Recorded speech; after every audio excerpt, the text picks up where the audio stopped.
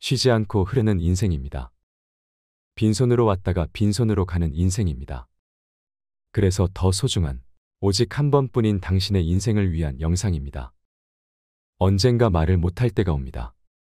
그러니 따뜻한 말을 많이 하세요. 언젠가 듣지 못할 때가 옵니다. 그러니 값진 사연과 값진 지식들을 많이 보고 많이 들으세요. 언젠가 웃지 못할 때가 옵니다. 그러니 웃고 또 웃고 활짝 많이 웃으세요. 언젠가 움직이지 못할 때가 옵니다. 그러니 가고픈 곳이 있으면 어디든지 가세요. 언젠가 사람이 그리울 때가 옵니다. 그러니 좋은 사람 많이 사귀고 만나세요. 언젠가 감격하지 못할 때가 옵니다. 그러니 마음껏 표현하며 사세요. 언젠가 우리는 세상의 끝자락에 서게 될 것이니 사는 동안 최선을 다해 후회 없는 삶을 살아야 합니다. 훌륭하게 늙어가는 작업을 나이 들어서 시작한다면 이미 때늦은 게 아닐까요? 아이일 때 어른이 될 준비를 하듯이 멋진 노인이 되기 위해서 우리는 중년부터 차차 준비를 해야 합니다. 오늘은 살면서 꼭 기억해야 할 가장 중요한 말 2가지와 죽음을 앞둔 사람들이 끔찍하게 후회하는 5가지를 준비했습니다. 특히 나이 50세를 넘어 인생의 후반기를 살아가고 있는 분이라면 이 영상을 꼭 시청해 주시길 바랍니다. 먼저 많은 이들의 심금을 울린 호스피스 병동에 어느 부자 노인이 남긴 유언장을 읽어드리겠습니다. 나의 편지를 읽게 될 지인들에게 오늘도 그대들은 바쁜 하루를 보내고 있겠지요. 하지만 아무리 바빠도 밥은 꼭 챙겨 드세요. 여기까지 와보니 알겠습니다. 비싼 돈으로 산 핸드폰 70%의 성능은 사용하지도 않았고 내 값비싼 차도 70%의 성능은 필요도 없는 것이었고 호화로운 우리 집도 70%의 면적은 비어있는 공간이나 마찬가지였으며 옷과 일용품들 70% 또한 지극히 필요가 없는 것들이었소. 살아보니 인생은 경기장과 같더군요. 전반전은 학력과 지위, 권력과 돈을 가지기 위해 애써 살아왔고 그런 것들이 높고 많으면 이기는 것인 줄 알았지요.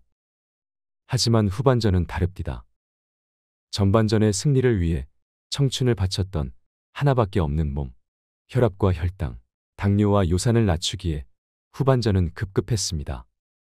전반전은 나보다 높은 상사의 명령을 따라야 했고 후반전은 나의 명주를 잡고 있는 의사의 명령을 따라야 했습니다. 이제야 알겠더군요.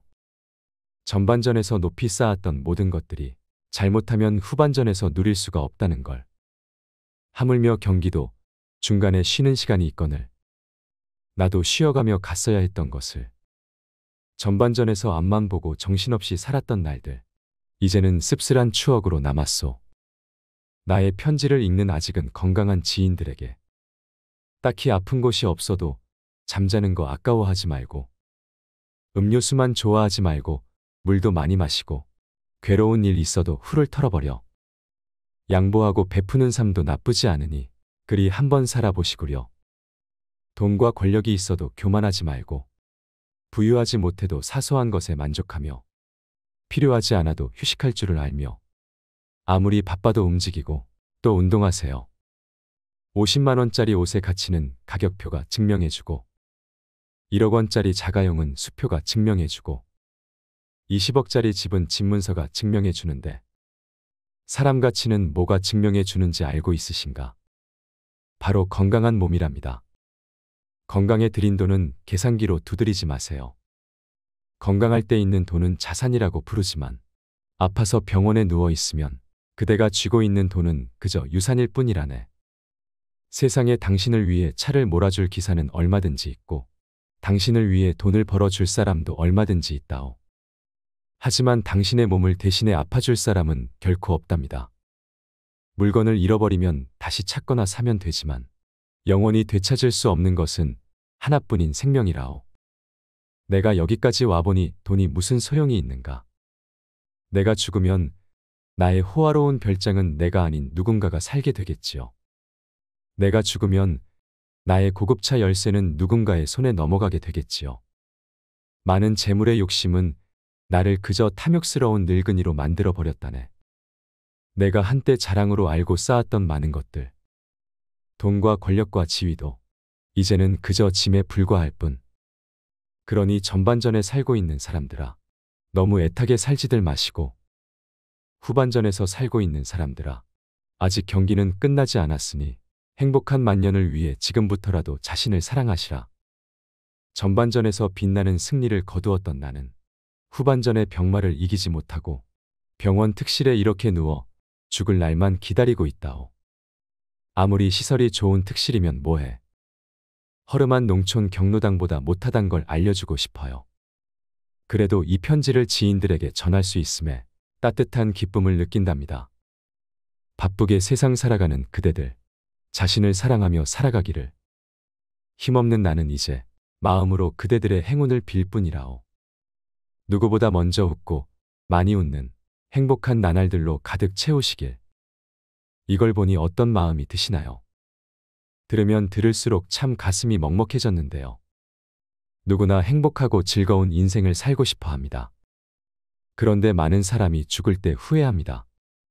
죽음 앞에서 사람들이 가장 후회하는 것이 무엇일까요? 호스피스 병원에서 1000명의 환자를 돌보았던 어느 간호사가 환자에게 가장 후회되는 것이 무엇이냐고 물었는데 많은 사람이 비슷한 후회를 했다고 합니다. 누구나 죽음을 앞두고 끔찍하게 후회하는 5가지. 첫 번째로, 사람들은 원하는 삶을 살지 않은 것을 후회했습니다. 생각보다 많은 사람이 자기가 아니라 남을 위해 삽니다. 주변 사람의 기대를 충족시켜 그들을 웃게 만들려고 인생을 낭비하는 것입니다. 지금 행복하게 살고 있는지 우리 자신에게 더 자주 물어야 합니다. 아침에 점심시간을 고대하고 점심시간이 끝나면 퇴근을 고려하고 퇴근 후에는 주말을 고대하고 주말에는 여름 휴가를 고대하고 여름 휴가 때는 은퇴를 고대하며 삽니다. 그리고 은퇴 후에는 살면서 고대만 했을 뿐 아무런 기쁨도 누리지 못했음을 깨닫게 됩니다. 두 번째로, 사람들은 일을 너무 열심히 한 것도 후회했습니다. 일하느라 바빠서 가족과 시간을 보내지 못했다는 사람들이 많았습니다. 사회적 성공을 거뒀으니 겉은 화려할지 모르지만 그들의 속은 공허했습니다. 여유로운 휴식이나 여행 등 자신이 하고 싶었던 것들을 하고 자신을 위한 시간을 가지며 살아가시길 바랍니다. 세 번째로, 감정을 표현하지 않았던 것을 후회했습니다. 살아가면서 좋고 싫은 감정이나 기쁘고 슬픈 감정을 드러내지 못하고 억누르는 사람이 많습니다. 다른 사람의 마음이 다칠까봐 걱정돼서입니다. 이유가 무엇이건 감정을 숨기는 건 불행의 시작입니다. 소중한 사람에게 자신을 더 표현하지 못하면 후회하게 됩니다. 고마워, 사랑해, 감사해라는 말을 마음속에만 담아두지 마세요. 그때그때 표현하고 더 많이 사랑하며 사시길 바랍니다. 네 번째로, 친구들과 뜸해진 걸 후회했습니다. 사람들은 죽음이 다가오면 친구를 그리워합니다. 아름다운 시절을 함께했거나 아픔을 나눴던 친구의 이름과 얼굴이 기억 속에 뚜렷합니다. 하지만 친구들과 연락을 유지하는 사람이 그리 많지 않았습니다. 다섯 번째는, 행복을 선택하지 않은 것을 후회했습니다. 사람들은 죽을 때가 돼서야 행복이 선택의 문제라는 걸 깨닫습니다. 나를 행복하게 할 사람을 만나고 행복한 일을 하고 행복한 태도를 골라서 선택해야 내가 행복해진다는 것을 기억해야 합니다. 특히 건강을 더 소중하게 관리해야 합니다. 지금 자신에게 주어진 익숙한 것들에 대해 더 감사할 수 있는 마음의 근육을 기르고 습관을 길러야 합니다. 살면서 가장 중요한 말 2가지. 살면서 가장 중요한 말 2가지는 여기와 지금입니다. 한쪽 눈으로도 아침이면 해를 볼 수 있고 밤이 되면 별을 볼 수 있습니다. 잠이 들면 다음 날 아침에 햇살을 느낄 수 있고 기쁨과 슬픔과 사랑을 품을 수 있습니다. 남의 아픔을 아파해 줄 수 있는 가슴을 가지고 있고 지팡이를 짚고 가끔 집 밖에 나가 산책을 할 수 있다면 우리는 감사하며 살아갈 수 있습니다. 지금 여기에서 나의 소중한 사람들과 웃으며 이야기를 나눌 수 있는 것이 바로 즐거움입니다. 노년이 되면 위를 바라보기보다는 아래를 바라봐야 한다고 합니다. 가지지 못한 것을 생각하지 말고 지금 내가 가지고 있는 것을 떠올려야 합니다. 하지만 적지 않은 사람들이 아무런 소용이 없는 것들에 시선을 두고 많은 시간을 소비합니다. 뇌 속에서 행복을 만드는 물질은 엔돌핀입니다. 엔돌핀은 과거의 행복한 추억 때문에 생기는 것이 아닙니다. 지금 내가 즐거워야 엔돌핀이 형성되는 것이지요. 어제 죽은 사람들이 하루라도 더 살기를 원했던 그 시간이 지금 내가 살고 있는 오늘입니다. 우리는 그 소중한 오늘을 살고 있는 것입니다. 살아있음이 즐겁고 만날 수 있음에 감사한 삶을 살아가세요. 나이 든 사람들은 지나고 나니 다들 그때가 좋았다고 이야기합니다. 우리는 괴로움을 겪어봐야 행복한 줄 알고 추억 속의 그때를 그리워하면서 후회하곤 합니다. 아내를 먼저 보낸 90살이 넘은 할아버님이 말씀하셨습니다.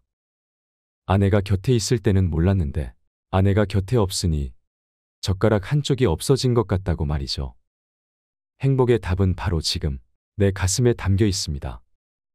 인생을 다시 살 수 있다면 노인이 되면 마주치는 여러 가지 상황들이 있습니다. 크게는 두 가지로 나누어 볼 수 있는데요. 하나는 지나갔던 세월에 대한 아쉬움과 후회이고 하나는 지금까지 살아왔던 기간보다 앞으로의 살 날이 짧으니 거기에서 오는 불안감입니다. 다시 인생을 살 수 있다면 어떤 삶을 살고 싶은가 여쭤보면 첫째는 대부분의 노인분들이 내 마음대로 자유롭게 살고 싶다고 말씀하십니다. 남들을 의식하면서 살아왔던 지난 인생에 대한 아쉬움이 많다고 하십니다. 둘째로는 맺힌 한을 풀면서 살고 싶다고 합니다. 한국인을 한의 민족이라고도 표현하는데요. 정서적이고 감정적인 부분이 굉장히 발달되어 있어서 그렇습니다.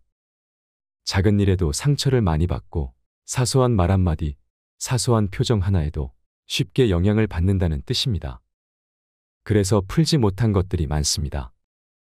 하지만 인생을 다시 산다면 맺힌 것들을 풀면서 살길 바라는 것입니다. 그리고 마지막으로 나누고 살고 싶다고 하십니다. 나눈다라고 하면 봉사라고 할 수 있는데요. 우리가 봉사라고 하면 먼저 금전적인 것을 떠올립니다. 그래서 그럴 돈이 없다, 여유가 없다고 생각을 하십니다. 근데 생각해보면 돈이 봉사의 전부는 아닙니다. 내가 갖고 있는 재능을 기부할 수도 있고 또 내가 갖고 있는 재능을 살려서 남을 도울 수 있는 것이지요. 봉사는 일방적으로 주는 게 아니라 주고받는 것입니다. 나이가 들면 나눌 수 있는 것들을 나누면서 움켜쥐고 살지 않는 것이 행복한 노후를 위한 비결이 될 수 있겠습니다. 후회하다 끝나는 인생을 피하기 위해 버려야 하는 것.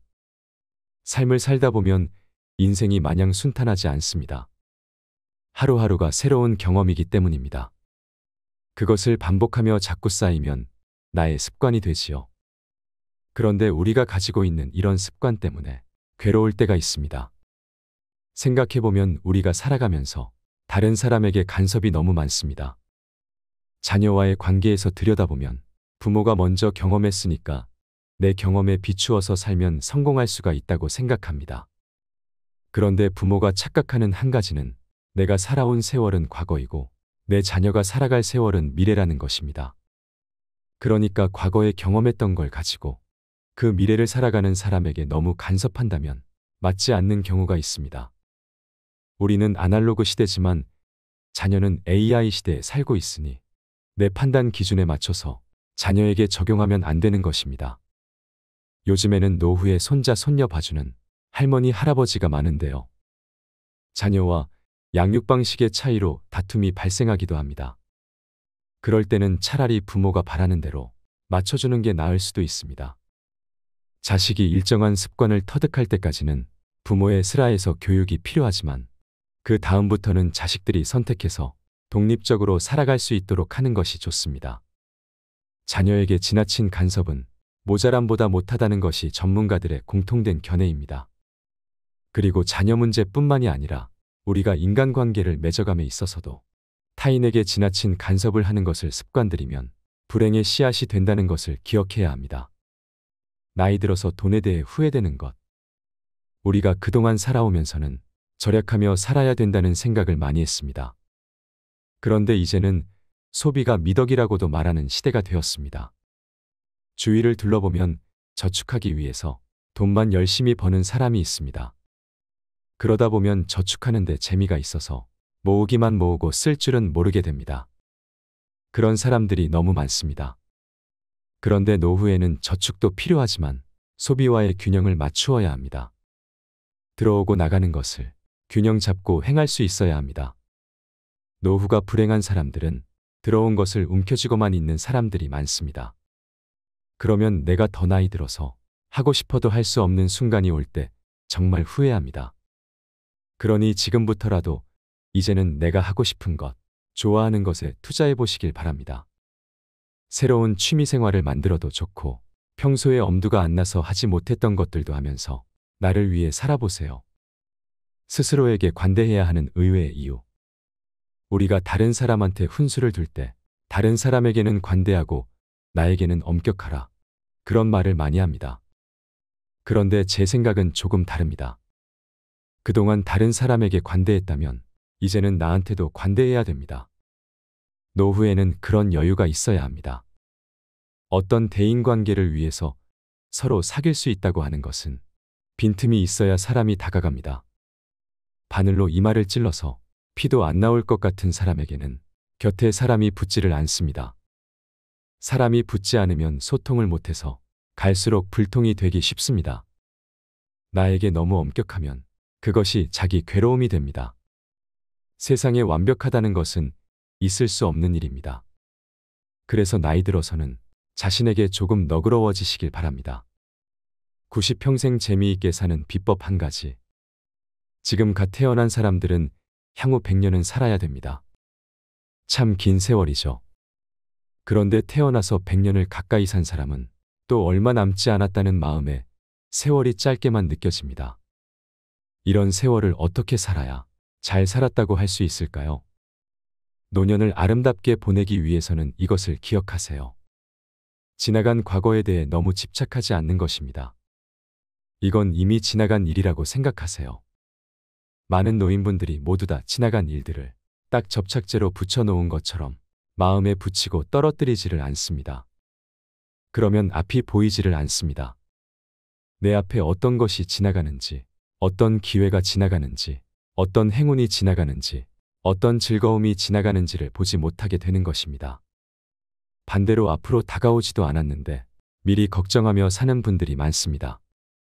어떤 일이 닥치면 닥치는 대로 적응을 하면 되는 일인데 아직 닥치지도 않은 일을 생각하느라 많은 시간을 소비하고 괴로워하시는 분들이 많습니다. 지난 일에 대해서, 앞으로 다가올 일에 대해서 너무 집착하지 마세요. 눈을 딱 가리고 있으면 아무것도 안 보이게 됩니다. 그런데 눈을 뜨면 어둠에서 벗어난 양만큼 내 앞을 지나가는 여러 가지가 보일 수 있다는 것입니다. 생각을 해보면 우리에게 내일은 보장된 것이 아닙니다. 그러니 미리 걱정하면서 불안을 만들지 마시길 바랍니다. 실패해서 얻을 수 있는 놀라운 힘. 성공이라는 건 자기가 원하는 걸 이루는 게 성공입니다. 그런데 우리가 세상을 살다 보면 다 성공하는 것은 아닙니다. 우리는 우리 인생길에서 기록을 많이 세워놓고도 정상에 오르지 못했다는 사실만으로 실패했다고 생각합니다.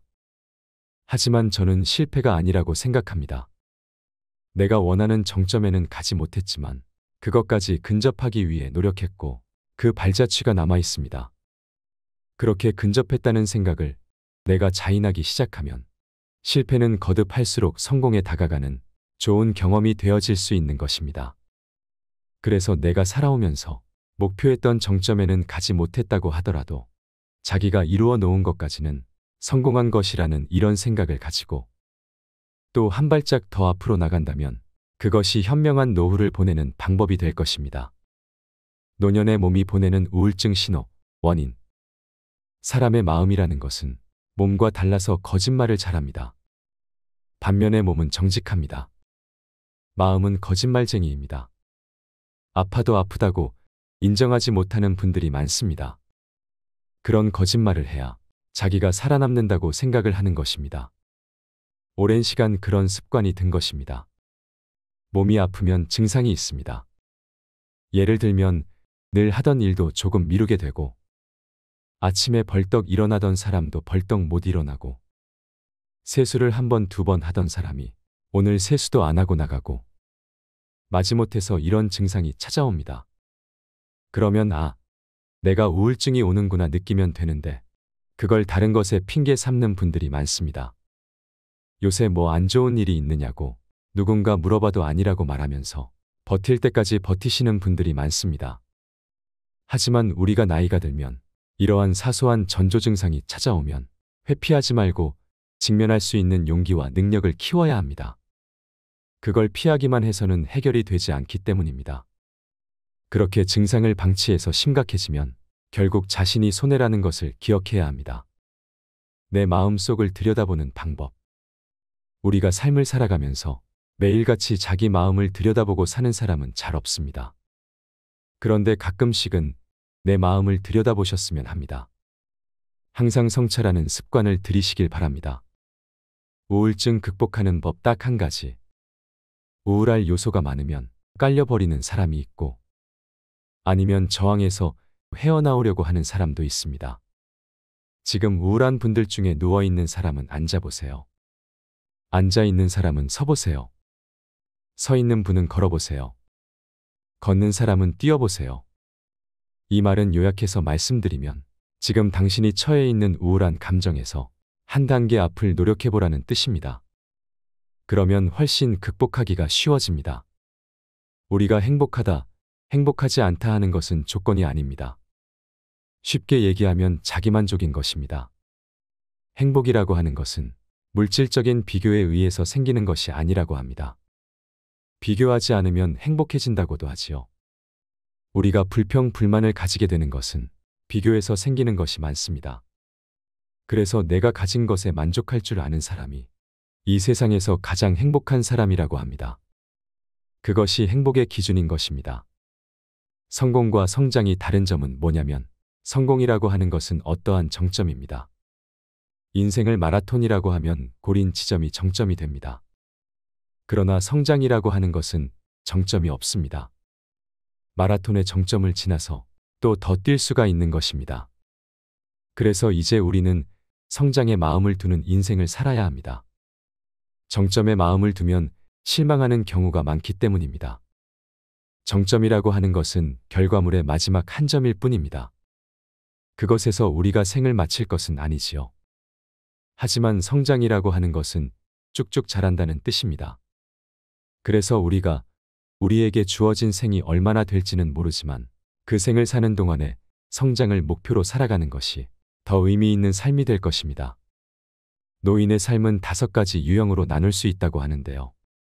첫째는 세상과 인연을 끊고 사회 활동을 중지하는 은둔형이고, 둘째는 세상 돌아가는 것을 보면서 분노하는 분노형, 셋째는 모두 내 탓이라고 하는 자학형, 넷째는 젊었을 때보다 더 열정을 쏟으면서 살아가는 무장형, 다섯째는 몸은 늙었지만 마음은 인격적으로 성숙한 현자형이 있습니다.